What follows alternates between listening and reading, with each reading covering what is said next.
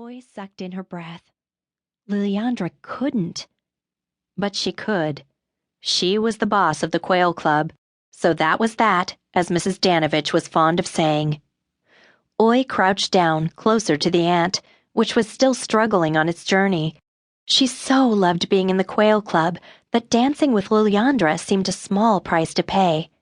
"Tomorrow I'll bring the music and we'll get started," Liliandra announced, with her hands on her hips.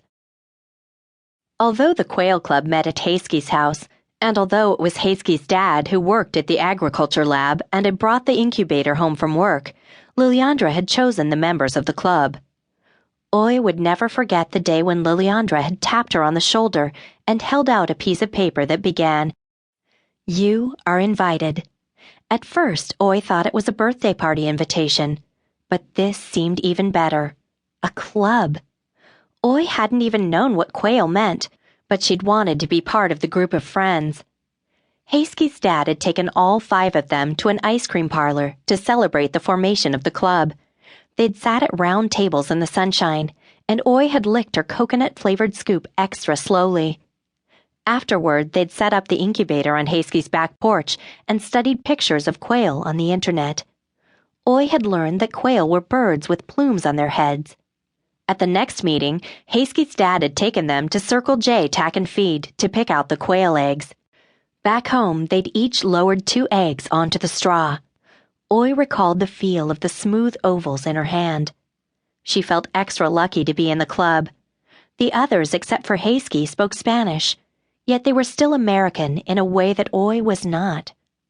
Haskey's family came from Finland, but she too seemed American. She let Liliandra take her pretty hair out of the braids that wound around her head like a crown. She let Liliandra comb it. Oi still felt Thai. When Oi told Kun Mare about the club, she'd asked, "When are you going to eat the little birds?" "Never," Oi said. "They're pets." She didn't tell her friends the horrible thing that her mother had said. She couldn't imagine not being part of the club. If Liliandra made her leave, she wouldn't see the quail hatch. But even more important than the quail was the chance to hang out with the other girls, to talk about silly things, to make plans together, to have friends, to be a friend.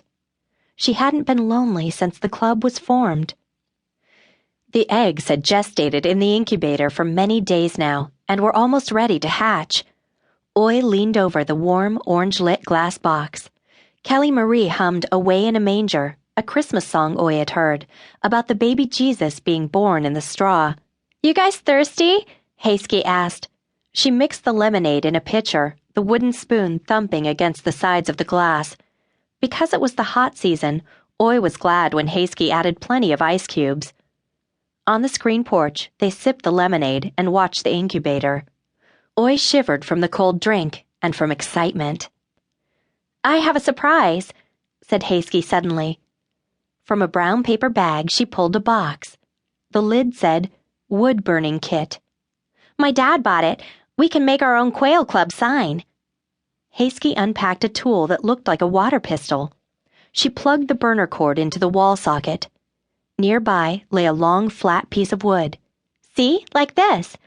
She moved the point of the burner across the wood, making a Q. A burnt smell filled the screen porch. "Your Q is too big. The rest isn't going to fit," Liliandra said. Kelly Marie touched the wood lightly with her fingertip. "Someone should mark it in pencil first." "That should be Olivia. She has the best handwriting," Marisa said. "Here then." Haskey handed Oi a pencil and the board. Oi pushed her hair behind her ears and began to sketch out the words Quail Club very neatly, so that all the letters fit. Just for fun, she thought about how fancy the sign would look if she wrote in the swirly letters of the Thai alphabet. "Now burn it," Marisa said. The girls leaned close as Oi touched the tip of the tool to the plaque. A wisp of smoke curled up. Oi steadied her hand. As her letters grew thick and black, she thought of how, with each letter, she was burning a permanent spot for herself in the club.